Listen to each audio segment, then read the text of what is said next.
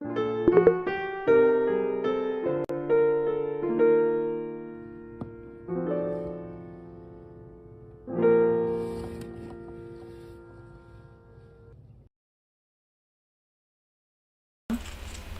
hello, and welcome to the Failing Forward live stream. Do I need to scoot over this way a little bit, producer? Yeah. Okay. Hopefully we're in the angle. We had a few little technical difficulties, but hey, we're here. We're on time. I'm GB Austin, and this is my Dolly, and she is joining me in lieu of having my friend Eduardo Guthrie here to join us. So, hey, thanks for joining us. You're welcome. I hope you can hear me okay.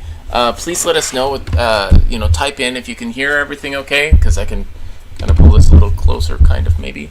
Here, I'll do this. Okay, hopefully that's good.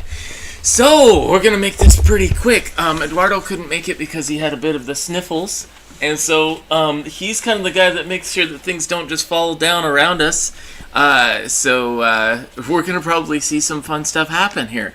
I wanted to mention that tonight we're going to be talking about the 3 questions that a person should ask when they're about to write their own book, their own children's book. What kind of 3 questions do you think that we would have? And then also I wanted to mention that we're going to do the Wheel of Woe because we've earned it. We're going to be facing that. So if you haven't seen that, you'll be checking it out. I had my Dolly actually set that up for me tonight. But before we get to that, there's a few updates. Recently, I was able to read to Salish Pawns, read my children's book. Where's the children's book? Right. Okay. Ruby Bunny and the Big Fall that was just published last year. I've been sharing this with schools in the area. And is it a pretty cool book? Yeah. You would say so? Would you think that kids your age would like this? Yes. What do you like about this book? I like that it has a bunny.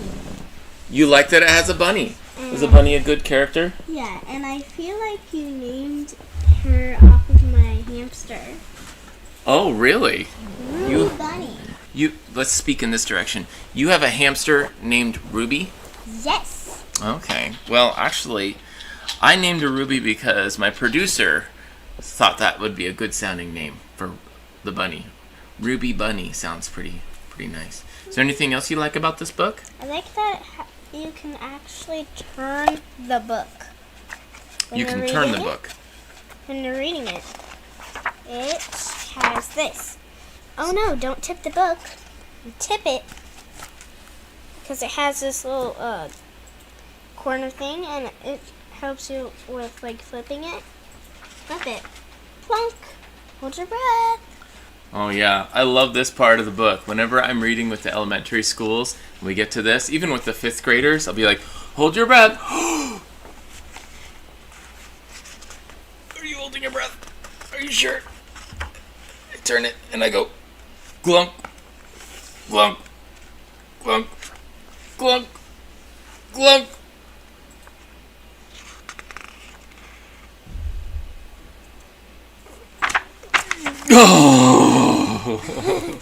And they're like, you were trying to kill me. It's hilarious. I have a lot of fun with them.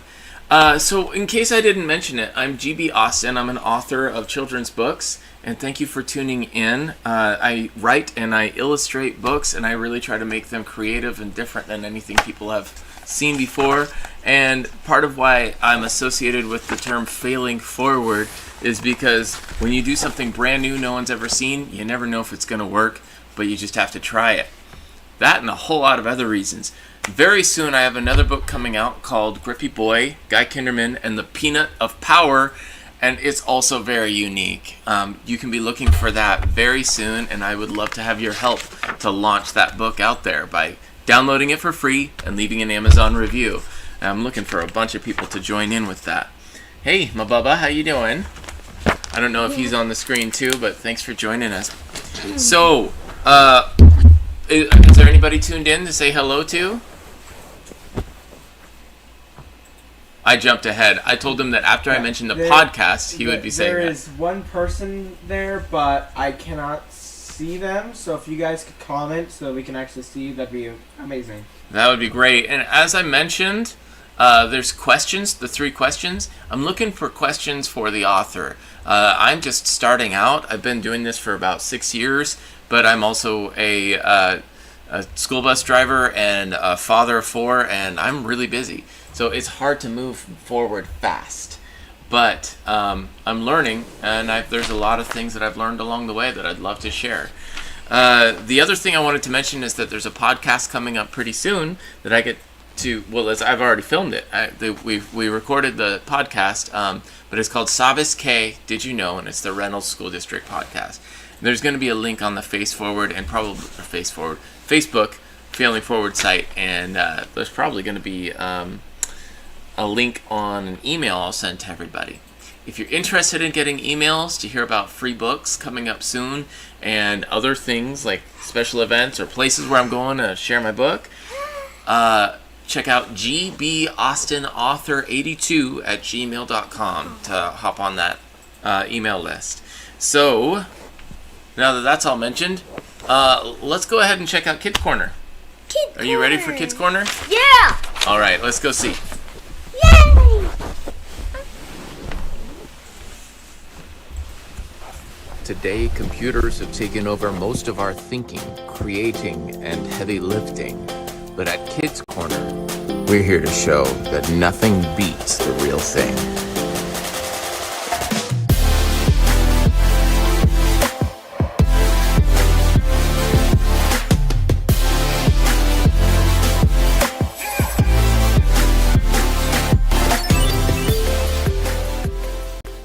It's time once again for the team from Kids Corner. I'm Eduardo Guthrie, and with me are the Kids Corner team. And I'm a little nervous because I'm not exactly sure what it is that's going to happen this time. Guys, what are you guys going to be doing today? Stupid human tricks! Okay, well, you guys ready to show me what you're up to? Yeah! All right, let's see it.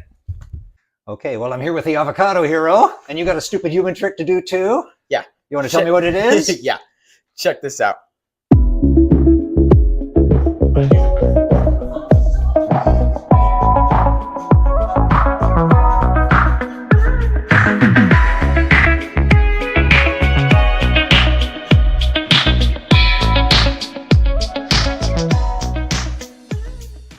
Okay, this is the trick? Yeah.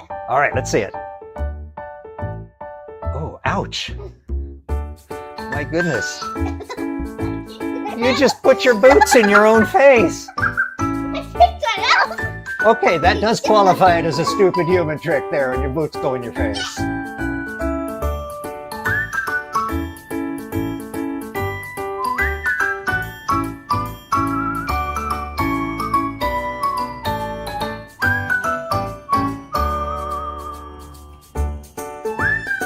No, what's the name of this one? Okay. How about you show me? Okay, that looks dangerous. Okay. Ooh.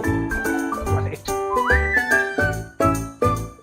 All right, if a crab could take the job of a horse, that's probably about how far they get. All right, stupid human tricks.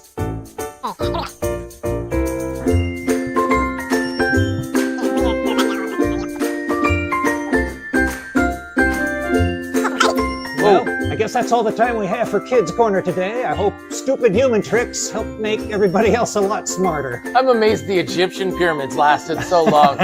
Join us next time. Let's see what your stupid human tricks are. Tag Failing Forward when you post some, okay? All right, and be sure to share the video. Bye!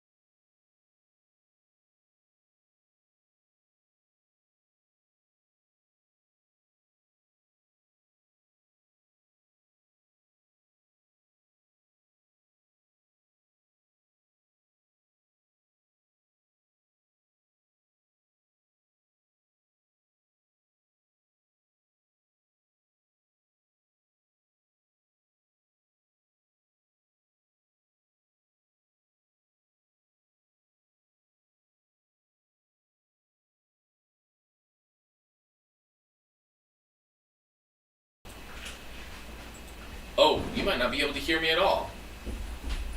The mic's all the way over there. Can you hear me now? I had it off. Can you hear me?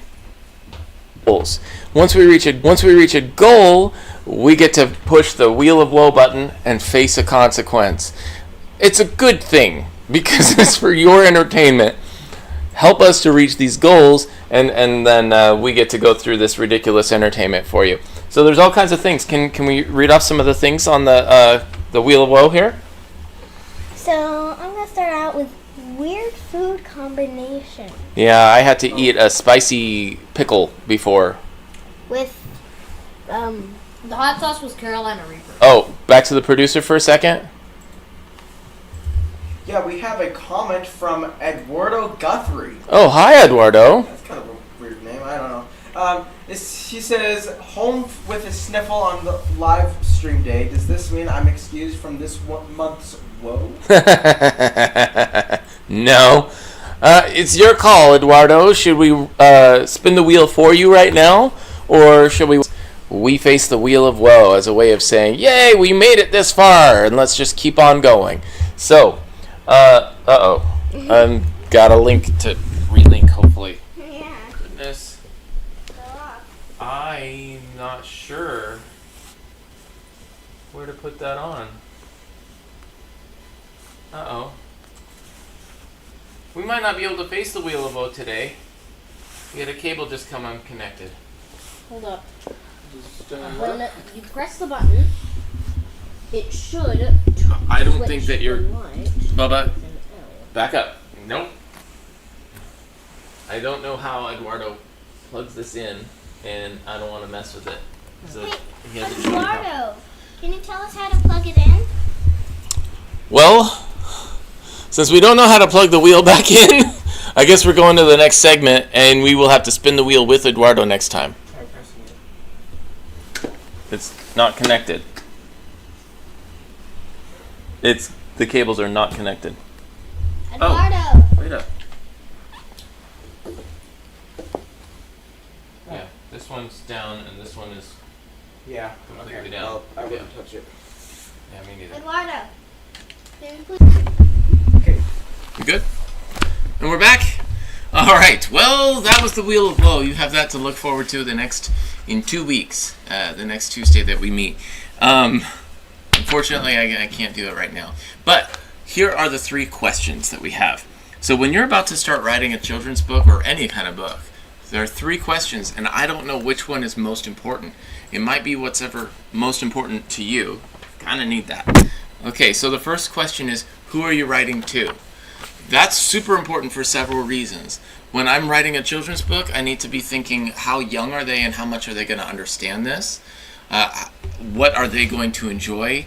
What is the purpose of it? And actually, that's part of the deal. Is the goal of the book...